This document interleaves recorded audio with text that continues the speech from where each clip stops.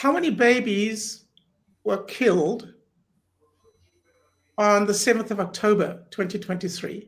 And how many babies were killed in the aftermath of October 7th? In Gaza, captive Israeli babies, like the Bibas family, for example, how many babies were killed? How many babies did the Palestinian Arabs kill on October 7th and after October 7th? Real babies, real murders. The reason I don't expect an answer to this question, but the reason I ask this question is because our enemy can use the non-killing of babies. We don't kill babies, right? They use our non-killing of babies as an effective psychological weapon against us. They, however, kill real babies, hundreds of them, in the most brutal way possible. And yet they prevail in calling us baby killers, and we do not call them baby killers. This is what I'm talking about. It's not about truth or untruth. Psychological war is not about truth or untruth. It's about how you attack somebody's mind. And they killed, I don't know how many babies on October 7th and in the weeks thereafter and in the months thereafter. And we were not able to use that fact for our psychological warfare purposes against them. Very true. Yes? Very true. We killed no babies, none at all. And they are hammering us as baby killers. So now I'm asking you, where do facts come into this? What's truth got to do with it? Psychological warfare has nothing to do with truth, has nothing to do with facts.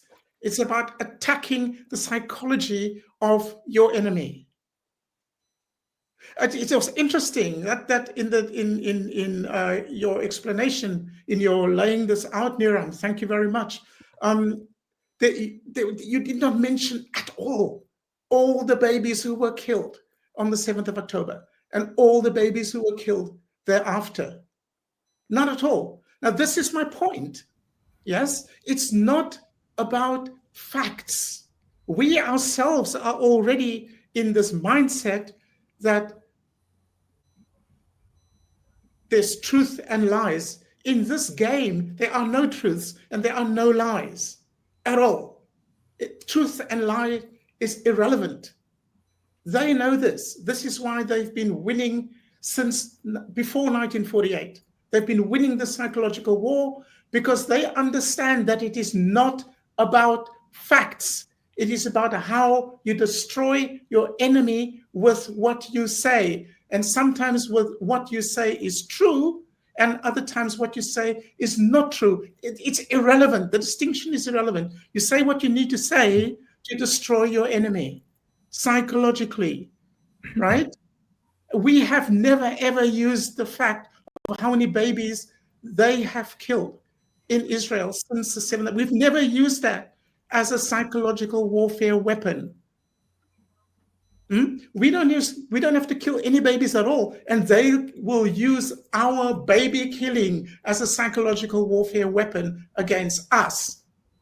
And then we try to prove that we haven't killed anybody. It's a response that is completely inappropriate. It is irrelevant. There's nothing to do with what's actually going on. So to talk about truth and lies and facts and non-facts, this has nothing. These are not factors in psychological warfare. What matters is the emotion. We can disparage it. Okay, that's emotion. But that is where psychological warfare is fought. It is fought in the gut. It is fought in the emotions. And we don't do this because the Nazis did it.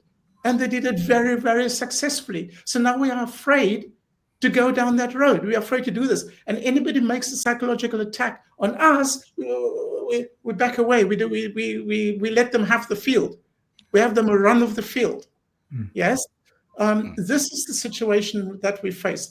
It is completely inappropriate to talk about the truth or untruth of claims that are being made. They are not made as facts. These claims are not made as facts. They are claims that are made to elicit a certain psychological response out of the enemy.